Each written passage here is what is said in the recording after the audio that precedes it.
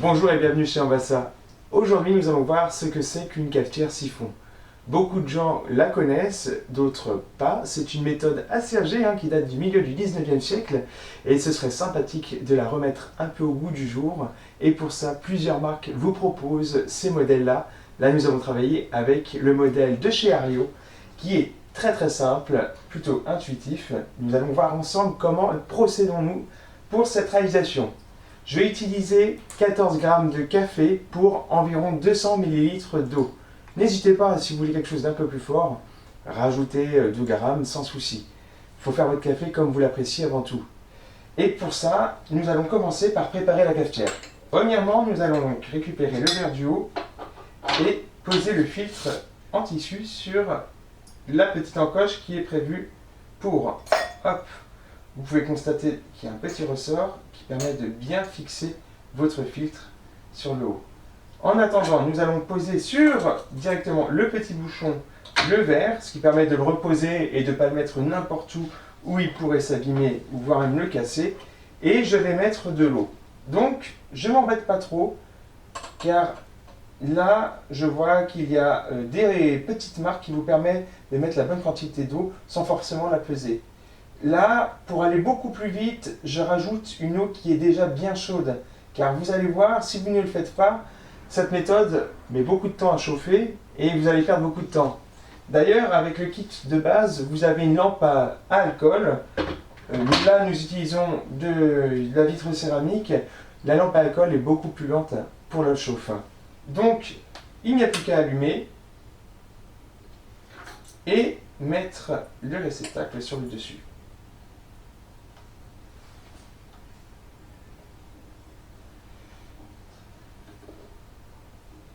L'avantage de ces petites plaques, c'est que vous pouvez régler facilement la température. Avec d'autres façons de faire, comme notamment une lampe à alcool, c'est beaucoup plus compliqué de gérer les flux de chaleur, car il ne faut pas non plus que votre café brûle de trop. Nous allons voir par la suite. Nous avons déjà l'eau qui commence à monter. Grâce au fait de l'avoir chauffé un petit peu en amont, nous gagnons quand même beaucoup de temps. On voit bien que le filtre commence à être bien imbibé. Dans la méthode que je vous présente, je vais attendre que l'eau soit complètement sur le verre du haut pour pouvoir ensuite mélanger mon café. Il existe d'autres façons de faire, je vous présente celle-ci qui me semble la plus correcte, qui permet de ne pas brûler non plus le café. D'autres personnes laissent le café préalablement dedans, mais avec la chauffe, on risque de le brûler un peu et perdre un peu en arôme. La mouture que j'ai utilisée vient juste d'être moulue, toujours moudre au dernier moment pour garantir une fraîcheur des arômes et avoir le plus de parfum possible. Et en café, j'ai choisi un Honduras, un café qui va me donner des parfums un peu cacaotés, caramel. Ce sera un café qui sera plutôt gourmand et on va voir ce que ça va donner. L'eau monte de plus en plus vite.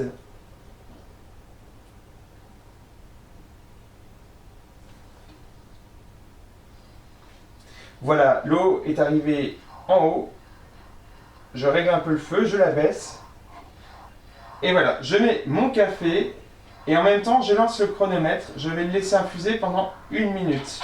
Avec le kit, vous avez une spatule qui est livrée avec, qui vous permet vraiment de bien mélanger l'ensemble de la préparation, de façon à ce que vous ayez une infusion qui soit homogène. On laisse pendant 1 minute l'infusion du café, en laissant le feu au minimum. Pour éviter de brûler le café, on ajuste. La minute est bientôt écoulée.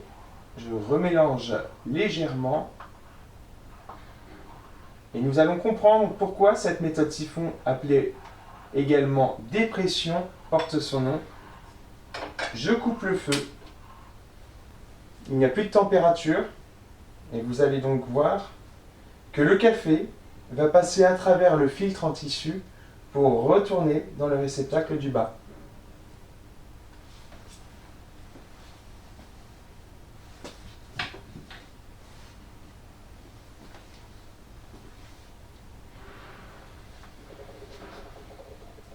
Quelques petites bulles, tout est normal.